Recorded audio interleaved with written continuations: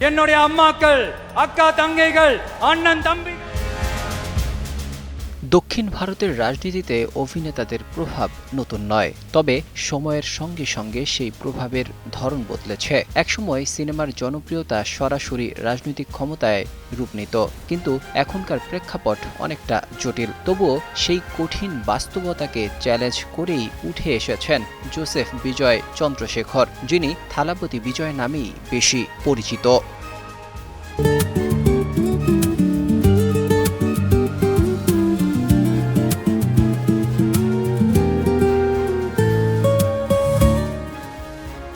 দশকের পর দশক ধরে দ্রাবিড় মুন্নেত্র কাজগম এবং সর্বভারতীয় আন্না দ্রাবিড় মুন্নেত্র কাজগম তামিলনাড়ুর রাজনীতির কেন্দ্র নিয়ন্ত্রণ করেছে। ১৯৬৭ সালের পর থেকে এই দুই দলের পালাবদলই ছিল রাজনীতির প্রধান চিত্র, কিন্তু ২০২৪ সালে বিজয়ের নেতৃত্বে গঠিত তামিলগা ভেত্রি কাজগাম সেই চিত্রে নতুন মাত্রা যোগ করেছে। বিজয়ের রাজনৈতিক যাত্রা হঠাৎ করে শুরু হয়নি।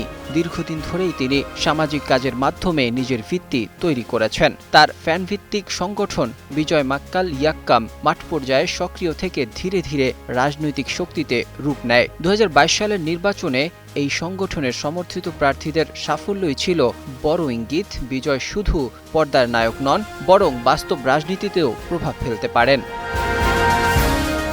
তার সিনেমাগুলো রাজনৈতিক বার্তা বহন করেছে। সরকার, মার্শাল বা কাথি এসব চলচ্চিত্রে দুর্নীতি, স্বাস্থ্য খাতের সংকট, কৃষক সমস্যা ও কর্পোরেট আধিপত্যের বিরুদ্ধে তার অবস্থান তাকে জনমনে এক প্রতিবাদী নায়ক হিসেবে প্রতিষ্ঠা করেছে।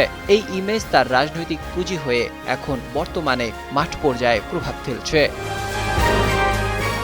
২০২৬ সালের বিধানসভা নির্বাচনে প্রাথমিক ফলাফলই দেখিয়েছে বিজয়ের দল তৃতীয় শক্তি হিসেবে শক্ত অবস্থান তৈরি করেছে। ইতিমধ্যে সব দলের থেকে বিজয়ের দল অনেক ক্ষেত্রেই এগিয়ে রয়েছে। পরিসংখ্যান বলছে এই নির্বাচনে অন্তত ১০৩টিরও বেশি আসনে বিজয়ের দল এখন পর্যন্ত সবার থেকে এগিয়ে আছে। এছাড়া কোনো জোটে না গিয়ে একাই লড়ার সিদ্ধান্ত তার রাজনৈতিক আত্মবিশ্বাসের প্রতিফলন।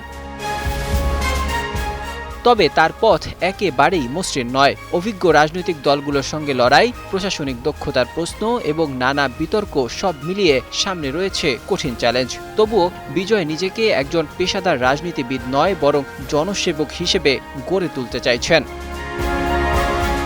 তামিলনাড়ুর ইতিহাসে এমজি রামচন্দ্রের মতো তারকার উত্থান নতুন যুগের সূচনা করেছিল। বিজয়ের ক্ষেত্রেও অনেকেই সেই সম্ভাবনা দেখছেন, যদিও সময় ও বাস্তবতা ভিন্ন কথা বলছে।